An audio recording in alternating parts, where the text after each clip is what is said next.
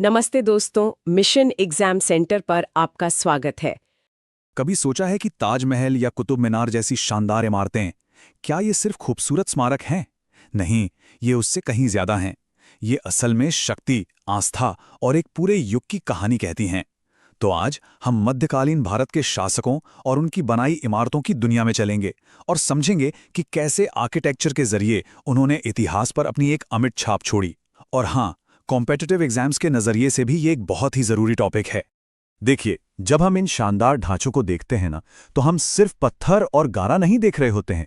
हम दरअसल साम्राज्यों के बड़े बड़े सपनों को, उनकी कहानियों को और उनकी विरासत को देख रहे होते हैं। ये इमारतें, ये खुद में एक जीता जागता इतिहास हैं। तो आज हम क्या क्या समझने वाले हैं? सबसे पहले हम देखेंगे कि शासक ये सब बनवाते ही क्यों थे। फिर इनके कंस्ट्रक्शन की कमाल की टेक्नोलॉजी को समझेंगे। इसके बाद मंदिर, मस्जिद और तालाबों के बारे में जानेंगे। फिर मुगल आर्किटेक्चर की शान शौकत देखेंगे और आखिर में समझेंगे कि कैसे अलग अलग रीजनल स्टाइल्स का आपस में मेल जोल हुआ। तो चलिए शुरू करते हैं। हमारा पहला पड़ाव है शासक और शक्ति का प्रदर्शन। सबसे पहला और सबसे जरूरी सवाल, आखिर राजा महाराजा इतनी बड़ी बड़ी, इतनी शानदार इमारतें बनवाते ही क्यों थे? इसके पीछे का क्यों क्या था? देखिए, इन बड़ी बड़ी इमारतों के पीछे कई वजह थीं। सबसे पहली वजह तो थी पावर और पैसे का खुला प्रदर्शन। एक तरह से सबको ये दिखाना कि देखो हम कितने ताकतवर हैं। दूसरा, ये ईश्वर के प्रति उनकी आस्था का भी प्रतीक था। फिर ये अपने एक विरासत छोड़ने का तरीका था, ताकि आने वाली पीढ़ियां उन्हें याद रखें।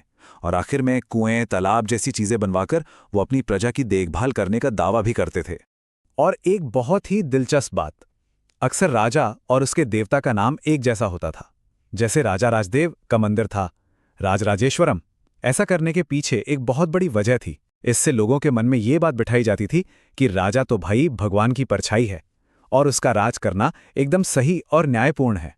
और इसी कनेक्शन की वजह से जब एक राजा दूसरे के राज्य पर हमला करता था, तो उसका पहला निशाना अक्सर मंदिर और मस्जिदें ही होती थीं। क्यों? क्योंकि ये इमारतें हारे हुए राजा की पावर, उसके पैसे और भगवान से उसके रिश्ते का सबसे बड़ा सिंबल थी। इनको तोड़ना मतलब दुश्मन की हिम्मत और उसके स्वाभिमान को तोड़ना था। तो ये तो हुई क्यों की बात। अब सवाल आता है कैसे का। ये इमारतें आखिर बनती कैसे थीं? चलिए बात करते हैं उस दौर के टेक्निकल स्किल्स और कंस्ट्रक्शन की। देखते हैं कैसे कारीगरों ने पत्थर में जान डाल दी। 7वीं से 10वीं सदी के बीच एक स्टाइल बहुत पॉपुलर था, जिसे कहते हैं अनुप्रस्थ टोडा या ट्रेबिएटस स्टाइल। ये बहुत सिंपल था। सोचिए, 2 सीधे खंबे खड़े किए और उनके ऊपर एक पत्थर का बीम रख दिया। बस बन गया दरवाजा, खिड़की या छत का बेस। मंदिरों, मस्जिदों, बावड़ियों में इसका खूब इस्तेमाल हुआ। लेकिन हाँ, इस तरीके से बहुत बड़े बड़े खुले हॉल बनाना मुश्किल था। अब जरा इन 2 तस्वीरों को देखिए। इनमें आर्किटेक्चर का पूरा विकास साफ नजर आ रहा है। लेफ्ट में है कुव्वत अल इस्लाम मस्जिद का कॉबल्ड मेहराब, देख रहे हैं, थोड़ा सिंपल और एंगुलर है। और राइट साइड में है अलाई दरवाजे का असली मेहराब या ट्रू आर्च। ये सिर्फ डिजाइन का फर्क नहीं है, ये एक बहुत बड़ी टेक्नोलॉजिकल छलांग थी, एक तरह का रेवोल्यूशन। तो 12वीं सदी तक आते आते एक नया स्टाइल आया, चापाकार या एर्क्यूएट। इसमें दरवाजे और खिड़कियों के ऊपर का सारा वजन आर्च यानी मेहराब पर डाल दिया जाता था। और इससे हुआ क्या? इससे आर्किटेक्ट्स को बहुत बड़े बड़े और शानदार हॉल बनाने की आज़ादी मिल गई, जो पहले नामुमकिन था। कह सकते हैं कि ये शासकों के बढ़ते हुए सपनों का भी प्रतीक था। और इन प्रोजेक्ट्स का स्केल कितना बड़ा होता था, इसका अंदाज़ा लगाना भी मुश्किल है। सिर्फ एक उदाहरण लीजिए। अकबर ने जब आगरा का किला बनवाया, तो उसे बनाने के लिए 8000 मजदूर लगे थे। जरा सोचिए, 8000! ये उस जमाने में एक छोटे मोटे शहर की पूरी आबादी के बराबर था। और इतनी मेहनत सिर्फ किलों और मकबरों के लिए नहीं थी। शासक कुछ और भी बनवाते थे। और यहीं हम आते हैं अपने तीसरे हिस्से पर, मंदिर, मस्जिद और हौज। ये जगहें सिर्फ पूजा के लिए नहीं थीं, ये शासक की अपनी जनता के प्रति जिम्मेदारी का भी एक शोकेस थीं। जैसे सुल्तान इल्तुतमिश ने दिल्ली के पास एक बहुत बड़ा तालाब बनवाया, जिसे नाम दिया हौज-ए-सुल्तानी, यानी राजा का तालाब। अब देखिए, पानी जैसी बेसिक जरूरत पूरी करके कोई भी शासक अपनी प्रजा का दिल जीत सकता है। ये तारीफ पाने का और ये दिखाने का एक बहुत अच्छा तरीका था कि राजा अपनी प्रजा का कितना ख्याल रखता है। अब हम आते हैं मुगलों पर, जिन्होंने इंडियन आर्किटेक्चर को एक अलग ही लेवल पर पहुंचा दिया। बाबर, हुमायूं, अकबर, जहांगीर और ख़ास तौर पर शाहजहां, इन लोगों ने आर्ट और आर्किटेक्चर में पर्सनली बहुत इंटरेस्ट लिया। ये उनके लिए सिर्फ राजकाज का हिस्सा नहीं था, ये उनका पैशन था। और इसी पैशन से निकले शानदार बाग, मकबरे और किले। मुगल आर्किटेक्चर का एक सिग्नेचर स्टाइल है चार बाग।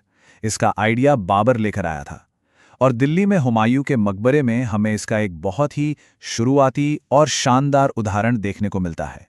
तो ये चारबाग आखिर होता क्या है? ये एक फॉर्मल गार्डन होता है, चारों तरफ से एक दीवार से घिरा हुआ और बीच में नकली नहरों से चार बराबर हिस्सों में बटा हुआ, बिल्कुल सिमेट्रिकल। मुगलों के लिए ये धरती पर जन्नत का एक नज़ारा था, एक प्रतीक था। और हुमायूं का मकबरा आर्किटेक्चर के लिहाज से गेम चेंजर था। इसमें दो खास चीजें थीं जो आगे बहुत पॉपुलर हुईं। एक, बीच में एक बड़ा सा गुंबद, और दूसरा एक ऊंचा मेहराबदार एंट्री गेट जिसे पिश्ताक कहते हैं। और पता है, यही डिजाइन आगे चलकर ताजमहल की इंस्पिरेशन बना। अब आते हैं शाहजहां के दौर में। उसके टाइम में आर्किटेक्चर की खूबसूरती एक नए लेवल पर पहुंच गई, और इसका एक बड़ा कारण था पित्रा-दूरा टेक्निक। ये कमाल की कारीगरी है। इसमें संगमरमर या बलुआ पत्थर को खोदकर उसमें रंगीन और कीमती पत्थरों को इस तरह जड़ा जाता है मानो पत्थर पर पेंटिंग की गई हो। पित्रा-दूरा का एक बेहतरीन नमूना देखना है तो ये देखिए, ये दिल्ली के दीवाने आम में शाहजहां के सिंहासन के ठीक पीछे बना है। इसमें ग्रीक गॉड ऑर्फियस को वीणा बजाते हुए दिखाया गया है। अब इसके पीछे गहरा मैसेज छिपा था। मैसेज ये था कि बादशाह का इंसाफ इतना पावरफुल है कि खूंखार जानवर भी उसके सामने शांत हो जाते हैं और सब मिलजुल कर रहते हैं। और फिर इन सभी एलिमेंट्स का, यानी सेंट्रल डोम, पिश्ताक, चारबाग और पित्रा-दूरा, इन सब का जो सबसे शानदार, सबसे भव्य कॉम्बिनेशन बना, वो है आगरा का ताजमहल। ये मुगल आर्किटेक्चर का पीक था। अब अपने आखिरी सेक्शन में हम ये देखेंगे कि मुगल आर्किटेक्चर सिर्फ एक ही तरह का नहीं था। उसने अपने आसपास के रीजनल स्टाइल्स को भी अपने अंदर मिला लिया था। ये एम्पायर और लोकल कल्चर का एक कमाल का संगम था। और ये समझना बहुत जरूरी है कि ये लेनदेन एक तरफा नहीं था, ये एक टू वे स्ट्रीट थी।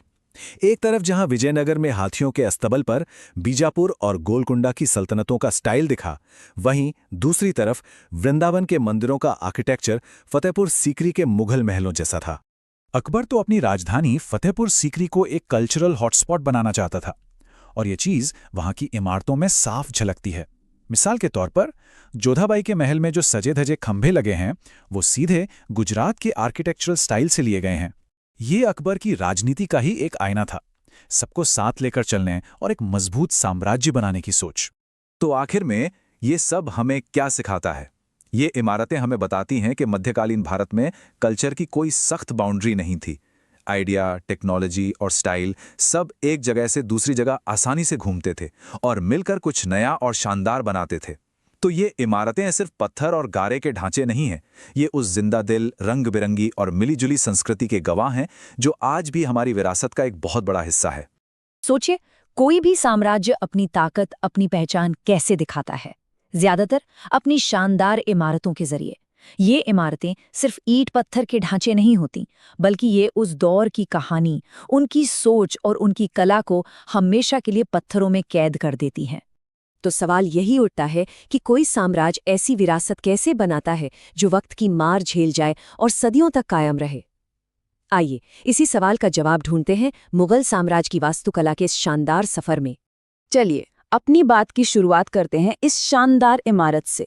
ये है हुमायूं का मकबरा। देखिए, ये सिर्फ एक खूबसूरत मकबरा नहीं है, बल्कि ये मुगल वास्तुकला के सबसे शुरुआती और महान उदाहरणों में से एक है। और इसकी अहमियत आज भी इतनी है कि यूनेस्को ने इसे वर्ल्ड हेरिटेज साइट का दर्जा दिया है। तो आखिर क्या बात थी मुगल आर्किटेक्चर में जो उसे इतना खास बनाती है? असल में ये कोई एक अकेली शैली नहीं थी, बल्कि कई शैलियों का एक ऐसा अनूठा संगम था जिसने भारतीय उपमहाद्वीप पर एक बिल्कुल नई कला को जन्म दिया। इसे सिर्फ एक मिक्सचर कहना ठीक नहीं होगा। ये तो समझिए एक तरह की जुगलबंदी थी भारतीय, फारसी और तुर्की कला के बीच। मुगलों ने इन सभी शैलियों के सबसे बेहतरीन हिस्सों को लिया और उन्हें मिलाकर कुछ ऐसा बना दिया जो पहले कभी देखा ही नहीं गया था। और इसी संगम ने मुगल वास्तुकला को उसकी अपनी एकदम अलग पहचान दी। तो इस कहानी की जड़ें हमें मिलती हैं शुरुआती मुगल बादशाहों बाबर और हुमायूं के दौर में। इन्हीं दोनों ने उस शानदार शैली की नींव रखी जो आगे चलकर इतनी मशहूर हुई। देखिए, बाबर का राज तो ज्यादा लंबा नहीं चला, पर वो भारत में एक बहुत ही अहम कॉन्सेप्ट लेकर आए। वो कॉन्सेप्ट था बगीचों को आर्किटेक्चर का एक जरूरी हिस्सा बनाना, जैसा कि उन्होंने आगरा के रामबाग में किया था।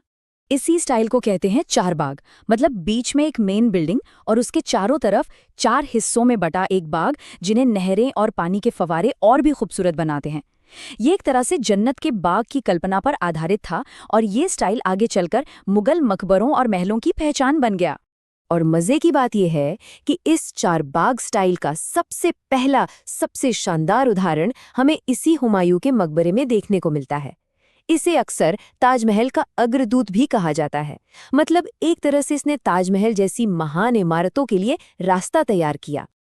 अच्छा, अब हुमायूं के बाद आते हैं अकबर, और अकबर के साथ ही मुगल आर्किटेक्चर एक नए जबरदस्त दौर में दाखिल होता है। अकबर एक महान बिल्डर थे जिन्होंने मुगल स्टाइल को बड़े पैमाने पर फैलाया और उस पर अपनी एक अलग और शक्तिशाली छाप छोड़ी। अकबर की सोच कितनी बड़ी थी, इसका सबसे बड़ा सबूत है ये पूरा का पूरा शहर फतेहपुर सीकरी। उन्होंने इसे अपनी नई राजधानी के तौर पर बनवाया था। ये शहर दरअसल एक सूफी संत के लिए उनकी शुक्रगुजारी का प्रतीक था, जिन्होंने उनके बेटे के जन्म की भविष्यवाणी की थी। और इस शहर में दाखिल होते ही जो चीज़ सबसे पहले नजर आती है वो है ये बुलंद दरवाज़ा। इसे 1576 में एक बड़ी फौजी जीत की याद में बनवाया गया था। इसका आकार और इसकी बनावट अकबर के दौर की ताकत और उसके आत्मविश्वास को साफ साफ दिखाती है। जमीन से इसकी कुल ऊंचाई है 54 मीटर। जरा सोचिए, उस जमाने में इतनी ऊंची इमारत बनाना यह अकबर की ताकत और उनके साम्राज्य के रुतबे का सीधा सीधा ऐलान था। लेकिन ऐसा भी नहीं है कि फतेहपुर सीकरी में सिर्फ ताकत का ही प्रदर्शन था। नहीं, उसी लाल पत्थर के शहर के बीचों बीच हमें सफेद संगमरमर का ये नायाब मोती भी मिलता है, सूफी संत सलीम चिश्ती का मकबरा। इसकी संगमरमर की जालियों का बारीक काम ये बताता है कि अकबर के ज़माने की कला में कितनी नफासत और वैरायटी थी। अब कहानी का रुख एक ऐसे दौर की तरफ मुड़ता है जिसे मुगल आर्किटेक्चर का गोल्डन एज यानी स्वर्ण युग कहा जाता है। ये था शाहजहां का ज़माना। यहाँ आते आते लाल पत्थर की ताकत की जगह सफ़ेद संगमरमर की नज़ाकत ने ले ली। तो देखिए, दोनों बादशाहों के स्टाइल में एक बहुत बड़ा फ़र्क था। जहां अकबर की इमारतें ताकत और भव्यता दिखाती थीं, वहीं शाहजहां की इमारतों में एक नज़ाकत थी, एक बारीकी थी, जैसे कोई कविता लिख रहा हो। ये सिर्फ मटीरियल का बदलाव नहीं था, ये पूरी सोच का बदलाव था। और जब भी शाहजहां का जिक्र आता है तो जाहिर है जहन में एक ही तस्वीर उभरती है, ताजमहल की। ये इमारत से कहीं ज्यादा है। ये तो संगमरमर में लिखी एक प्रेम कहानी है जो शाहजहां ने अपनी पत्नी मुमताज महल के लिए हमेशा हमेशा के लिए अमर कर दी। सोचिए, इस एक इमारत को खड़ा करने में करीब करीब 20 साल लग गए। 1630 के आसपास काम शुरू हुआ और फिर 1983 में जाकर इसे यूनेस्को ने वर्ल्ड हेरिटेज साइट का दर्जा दिया, जो ये बताता है कि ये पूरी दुनिया के लिए कितनी अहम है। शाहजहां के दौर की असली पहचान उसकी ये लाजवाब कारीगरी है। इस कला को पार्चिनकारी कहते हैं। संगमरमर में फूलों और बेल बूटों की नक्काशी करके उसमें कीमती पत्थर जड़े जाते थे। ये सिर्फ सजावट नहीं है, ये तो पत्थर पर की गई पेंटिंग है जिसने उस दौर को हमेशा के लिए अमर कर दिया। तो शाहजहां के बाद क्या हुआ?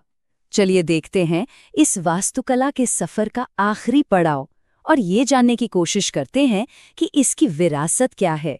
शाहजहां के बाद बादशाह औरंगजेब के दौर में भी बड़े पैमाने पर कंस्ट्रक्शन हुआ। इसका सबसे बड़ा उदाहरण है लाहौर की बादशाही मस्जिद। जब ये 1673 में बनकर तैयार हुई तो ये दुनिया की सबसे बड़ी मस्जिद थी। ये मुगल आर्किटेक्चर के आखिरी दौर की भव्यता का प्रतीक है। तो अगर हमें पूरे मुगल आर्किटेक्चर को कुछ पॉइंट्स में समेटना हो तो क्या कहेंगे? सबसे पहले तो वो बड़े बड़े गोल गुंबद, फिर वो 4 बाग स्टाइल वाले गार्डन, लाल बलुआ पत्थर और सफ़ेद संगमरमर का इस्तेमाल, कोनों पर बनी वो पतली पतली मीनारें, बड़े और शानदार दरवाजे और दीवारों पर की गई वो खूबसूरत लिखावट और नक्काशी। तो आज ये इमारतें सिर्फ किसी एक देश की धरोहर नहीं है, ये पूरी दुनिया की विरासत है। तभी तो यूनेस्को ने इन्हें वर्ल्ड हेरिटेज साइट्स का दर्जा दिया है, ये मानते हुए कि ये इंसान की सबसे बड़ी उपलब्धियों में से एक है। और ये सब हमें एक बड़े सवाल पर लाकर छोड़ता है। जिस तरह मुगलों ने पत्थरों में अपनी कहानी लिख दी, आने वाला वक्त हमें और हमारे ज़माने को हमारी किन इमारतों के लिए याद रखेगा? है ना सोचने वाली बात।